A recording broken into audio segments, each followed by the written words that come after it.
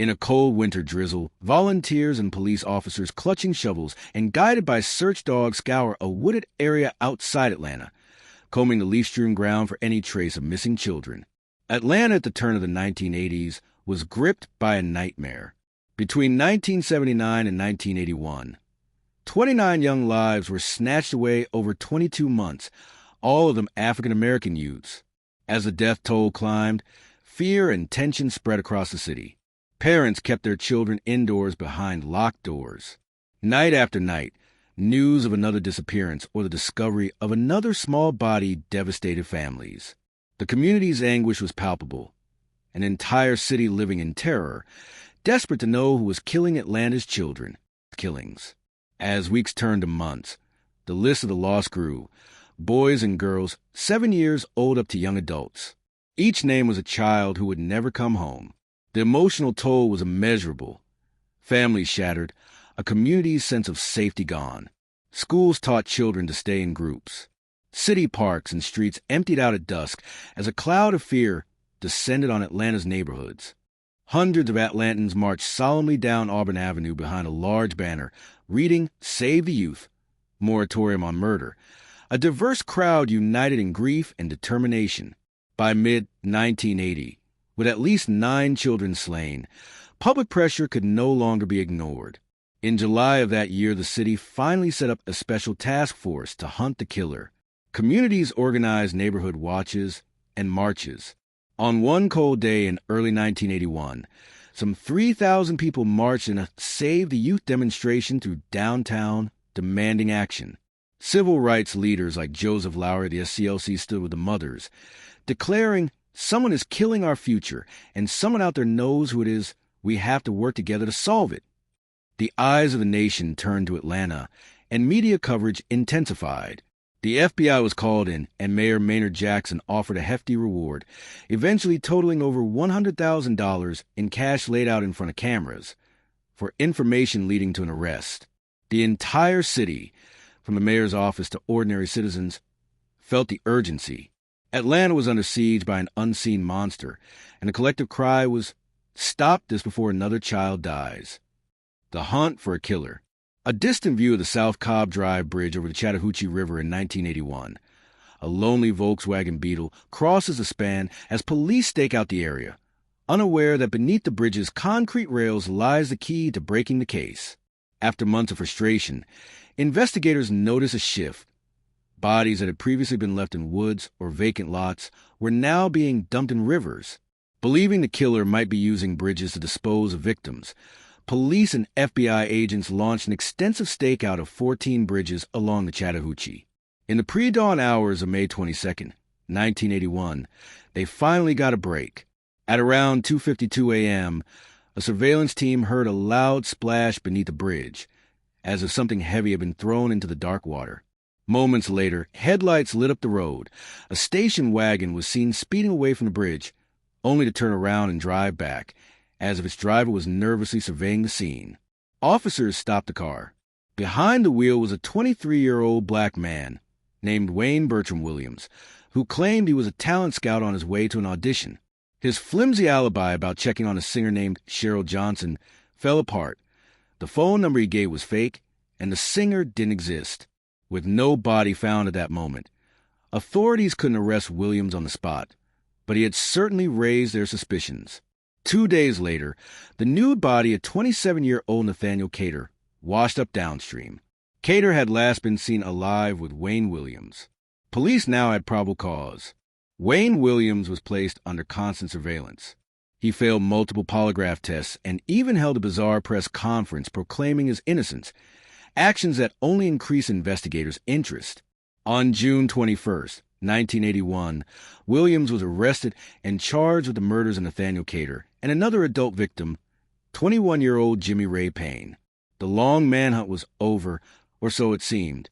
As Williams was led away in handcuffs, many Atlantans breathed a sigh of relief, hoping the nightmare was finally at an end. After his arrest, the string of child murders ceased, at least in the pattern seen before. But the end of the killings was not the end of the questions. The trial, evidence, and aftermath. Wayne Williams, bespectacled and calm in a suit jacket, is escorted by burly officers through a courthouse doorway amid a crush of reporters. His expression is stoic as he faces trial for the Atlanta murders. Wayne Williams went on trial in early 1982, charged only with the 2 adult murders, Cater and Payne, but prosecutors boldly linked him to 10 of the child murders as well by presenting pattern evidence. It was an unprecedented move. They used Georgia's similar transaction law to argue that the same person was behind the broader Atlanta child murders. With no DNA technology at the time, the case hinged largely on tiny fibers and dog hairs. Fibers from Williams's home car and even his family's German Shepherd dog were found on several victims. FBI analysts testified that unique green carpet fibers from Williams's house, along with hair from his dog, were microscopically consistent with fibers found on the bodies. In the courtroom, the prosecution laid out color-coded charts of fiber matches. The forensic evidence weaved an invisible thread from the victims to Williams's environment. Defense experts countered that such fibers weren't truly unique, but the sheer quantity of matching traces was persuasive. Witnesses also placed Williams with some victims while they were alive, and there was Williams's own suspicious behavior. Being caught on a bridge, his inconsistent stories, scratches on his arms that investigators suggested came from struggling victims. After an 8-week trial, the jury took just 12 hours to convict. In February 1982, Wayne Williams was found guilty of 2 counts of murder and sentenced to 2 consecutive life terms. Atlanta officials quickly moved to close the book on the rest of the cases. Based on the pattern of evidence and the fact that the killings stopped, authorities officially attributed at least 23 out of 29 of the child and teen victims to Williams. The police chief announced that the Atlanta child murders were solved. For city leaders, the conviction brought relief. Atlanta could finally move forward without fear of a child killer lurking in the shadows. But for many of the victims' families, the end of the trial was not the end of the story. In their eyes, justice still felt incomplete. Wayne Williams had been convicted of 2 murders, not their children's. Was he truly responsible for all of the others? In living rooms and church basements around Atlanta, that haunting question lingered. Lingering doubts and controversies. Outside the Fulton County Courthouse, Wayne's father, Homer Williams, carefully leads the family's German Shepherd, Sheba, down the stone steps. The very dog whose hairs were used as evidence now pads quietly at his side, a poignant symbol of how the case hinged on the smallest of clues. From the moment of Williams's conviction, skepticism hung in the air. Many of the victims' parents simply could not believe that this one young man, a somewhat odd but slight-framed local music promoter, had single-handedly overpowered and murdered so many children. Even FBI profilers had their doubts. Legendary profiler John Douglas initially supported the prosecution, but later admitted there is no strong evidence linking Williams to all or even most of the deaths. Indeed, several murders didn't fit the pattern. A few victims were killed or disappeared while Williams was under surveillance or in custody. Some victims were older or died in ways, like gunshot, different from Williams's alleged modus operandi of strangulation. This led to whispers that perhaps more than one murderer had been at work. In 1986, journalists revealed a secret investigation the police had conducted at the time into the Ku Klux Klan's possible involvement. Tapes had surfaced of a white supremacist, Charles Sanders, boasting about killing black children. And chillingly, one child he threatened was later found dead. The authorities never charged anyone from the Klan. The FBI publicly said they found nothing concrete to link those threats to the murders. Critics accused officials of dropping that angle to avoid inflaming racial tensions in an already divided city. And they pointed out that a few killings continued even after Williams was jailed, though by then the city had imposed strict curfews that might explain the drop-off. All of these uncertainties kept the case in the public conscience. Was Wayne Williams truly the Atlanta monster, or was he a convenient scapegoat used to close the case amid overwhelming pressure? As one of Williams' own attorneys bluntly put years later, I don't think one person killed all of those children. There was an institutional sort of tunnel vision that developed. The truth, some believe, might be far more complex than the official story. Investigators in a small boat carefully pulled a rope in the muddy waters of the Chattahoochee River as they recovered the body of Nathaniel Cater. On the riverbank above, police photographers and detectives gather, bearing solemn witness to the tragedy that finally triggered Wayne Williams' capture. For the families of the victims, doubts about Williams's sole guilt were not just abstract theories. They were personal. These mothers and fathers had already endured the worst loss imaginable, and now many felt they were denied full justice or closure. Some accepted Williams's guilt, but others believed the real killer or killers had never been fully brought to light. Over the years, Williams has maintained his innocence from behind bars, even as appeals and efforts to get a new trial have failed. The case achieved an almost mythical status in Atlanta, a painful chapter often spoken of in hushed tones, marked by unanswered questions. Filmmakers and podcasters revisited the story, and new generations learned about the tragic period when it seemed no black child was safe on the city's streets.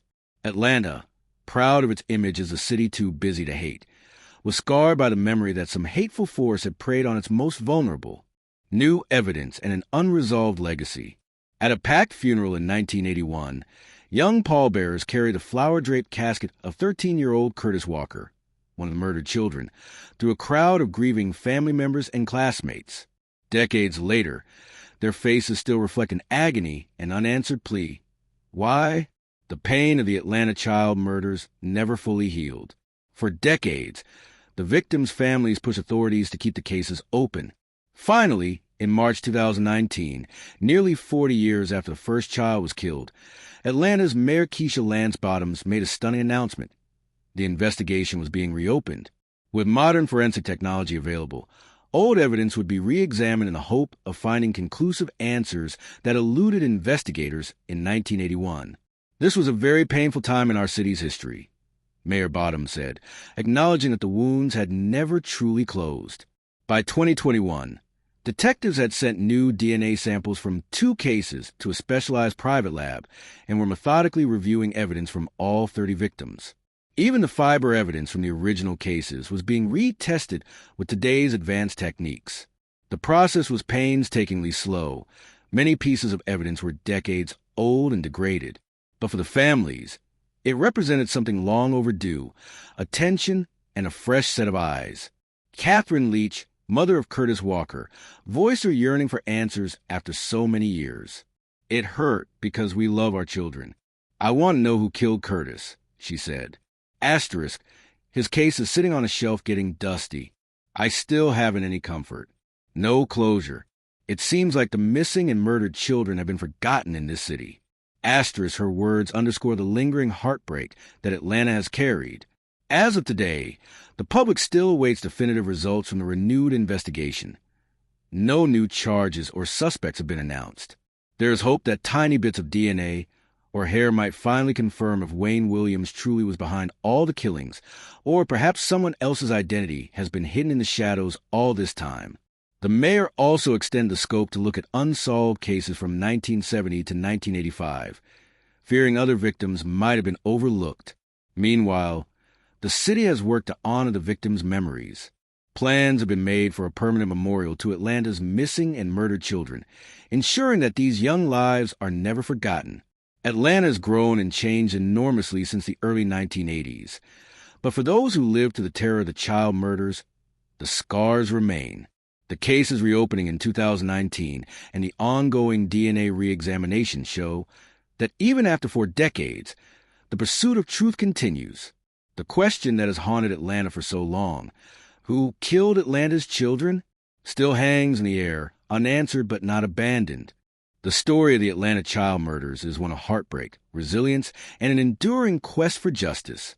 It's a story of a community that came together in its darkest hour, of families who refused to let their children be forgotten, and of a mystery that even today demands closure.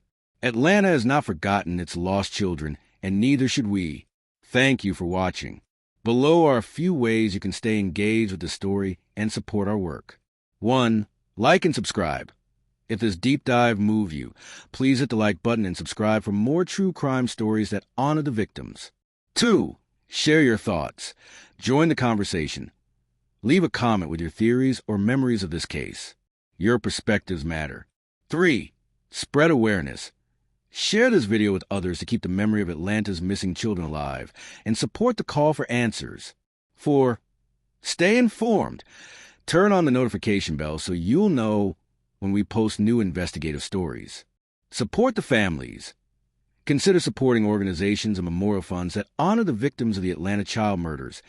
Every action helps ensure their story is never forgotten.